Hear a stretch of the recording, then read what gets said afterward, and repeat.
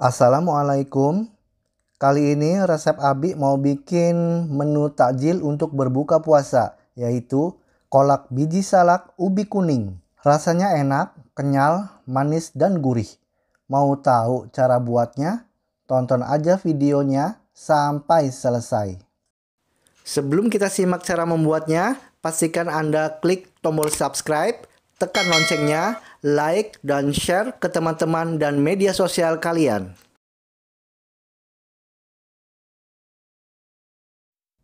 Bismillah. Pertama-tama kita siapkan 700 gram ubi kuning. Ubi kuningnya sudah dikupas dan sudah dicuci bersih. Kita potong-potong. Untuk berat 700 gram itu berat setelah dikupas ya. Kemudian kita rendam ke dalam air supaya tidak hitam ya. Nah, lalu kita cuci bersih. Selanjutnya ini akan kita kukus. Siapkan dandang kukusan sampai mendidih. Kemudian kita masukkan ubi kuningnya. Lalu kita kukus sampai matang. Selanjutnya kita siapkan 250 gram gula merah. Untuk gula merahnya kita potong-potong tipis seperti ini supaya nanti lebih cepat larut.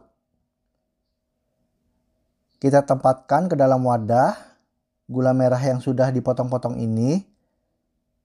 Selanjutnya ini akan kita sisihkan terlebih dahulu. Setelah ubi kuningnya matang, seperti ini ya pemirsa, masih panas. Dalam keadaan panas kita tumbuk atau kita haluskan. Menggunakan cobek boleh atau menggunakan penumbuk kentang seperti ini boleh. Yang penting dihasilkan ubi kuning yang lembut ya, yang halus. Setelah halus ditumbuk seperti ini. Lalu kita masukkan 150 gram tepung tapioka atau aci. Kita satukan dengan ubi kuning yang sudah dihaluskan tadi. Masukkan sebagian terlebih dahulu supaya dalam mengaduknya itu cepat tercampur rata ya. Kita aduk. Lalu kita masukkan lagi sebagiannya. Lalu diaduk lagi sampai tepung aci atau tapiokanya ini dan ubi kuningnya ini menyatu. Supaya lebih mudah, saya aduk dengan menggunakan tangan yang dilapisi hand glove atau sarung tangan plastik seperti ini ya. Nah, sampai tercampur rata seperti ini ya antara tepung aci atau tapiokanya dengan ubi kuningnya. Setelah tercampur rata seperti ini kita sisihkan, lalu siapkan piring atau tempat atau wadah. Kemudian kita ambil sedikit adonan, lalu kita bulat-bulatkan. Nah, seperti ini besarannya ya, sesuai selera. Boleh agak besar atau sebesar biji kelereng ya. Nah, seperti ini kita bulat-bulatkan terus. Jika pemirsa menginginkan tekstur yang lebih kenyal, bisa ditambah lagi tepung tapiokanya. Kalau ingin teksturnya yang lembut, cukup tepung tapiokanya itu 150 gram ya. Silakan pilih sesuai selera. Dan setelah selesai semua dibulat-bulat seperti ini akan kita sisihkan terlebih dahulu. Selanjutnya kita siapkan panci. Lalu masukkan 1200 ml air ke dalam panci. Lalu masukkan 250 gram gula merah tadi yang sudah diiris-iris ya. Lalu masukkan 50 gram gula pasir. Masukkan garam secukupnya dan 3 lembar daun pandan. Kita aduk sampai larut dan mendidih. Setelah kita aduk, kita tunggu ya sampai gulanya itu larut dan mendidih seperti ini. Kita cek barangkali ada gula yang belum larut. Aduk terus. Dan setelah mendidih seperti ini, selanjutnya kita masukkan ubi kuningnya yang sudah dibulat-bulat tadi ya, kita masukkan. Nah, seperti ini pemirsa. Sampai semua ubi kuning yang sudah dibulat-bulatkannya ini masuk semua. Setelah masuk semua, kita aduk perlahan-pelan supaya tidak ada yang menyatu ya atau menempel. Aduk aja pelan-pelan. Jangan terlalu keras, khawatir nanti hancur ya. Dan tunggu hingga mendidih dan matang. Dan setelah sudah mengambang seperti ini tandanya sudah matang.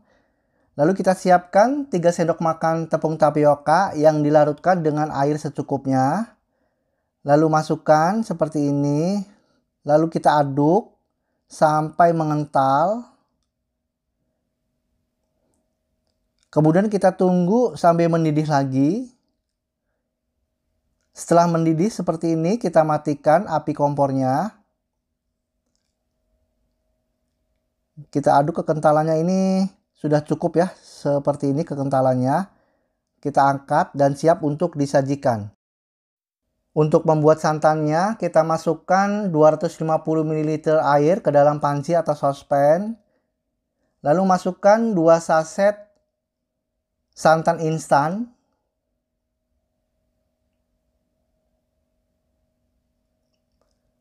Lalu aduk sampai santan instan dan airnya itu menyatu.